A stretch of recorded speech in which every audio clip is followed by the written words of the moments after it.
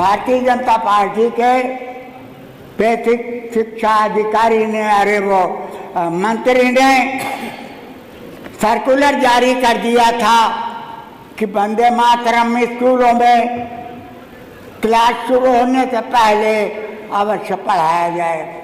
ऐसा भी कभी कभी होता है कि हवा का होठ लेके चिराग जलता है। लोगों, ये सही है कि हिंदुस्तान की अज़ीमुश्शान पार्लियामेंट में 20 घंटा 10 घंटा लोकसभा 10 घंटा राज्यसभा में इस वंदे मातरम के जश्न मनाया गया। एक दिन आएगा जबकि जुडिशरी, एक दिन आएगा जबकि लेजिस्लेचर, जुडिशरी और एडमिनिस्ट्रेशन अपनी मनमानी चलाएंगे। संविधान विल कीप नो मीनिंग, तो इसके बाद फिर संविधान का कोई माने नहीं रह जाएगा। संविधान हमारी आबरू है। संविधान दुनिया के सबसे बड़े संविधानों में से शुमार होता है।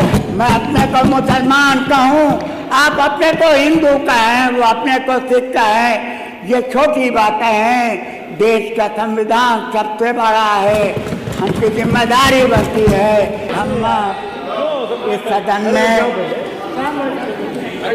वेंकट चटर्जी का एक गीत वंदे मातरम का 150 साला जश्न मना रहे हैं। ये गीत जब से आया, इस गीत को कंट्रोवर्शियल माना गया। पूरे देश ने इसको कंट्रोवर्शियल गीत कहा, लेकिन लोग पढ़ते हैं, हम भी सुनते हैं। माननीय अध्यक्ष, माननीय अध्यक्ष, आप बोलिए। 1996 से इस सदन में हम आ रहे हैं। हमने किसी सदस्य को उसकी पॉलिटिकल पहचान से नहीं जाना।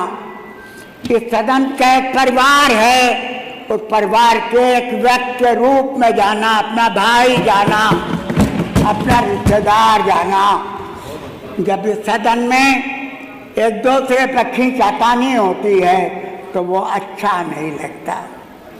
लगता नहीं है कि हम एक परिवार के सदस्य हैं, ये नहीं लगता। लगना चाहिए, लगना चाहिए। ये कंट्रोवर्शियल इशू रहा है।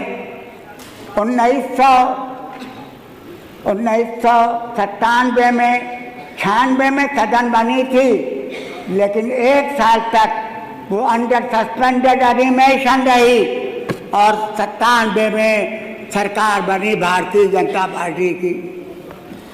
भारतीय जनता पार्टी के बेसिक शिक्षा अधिकारी ने मंत्री ने सर्कुलर जारी कर दिया था कि वंदे मातरम स्कूलों में क्लास शुरू होने से पहले अवश्य पढ़ाया जाए।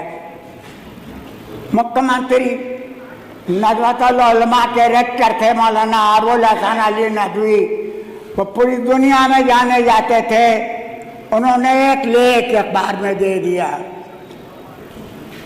मुख्यमंत्री जी ने लेख पढ़ा और उस सर्कुलर को उन्होंने खारिज कर दिया और मंत्री जी को उसकी कुर्सी से हटा दिया।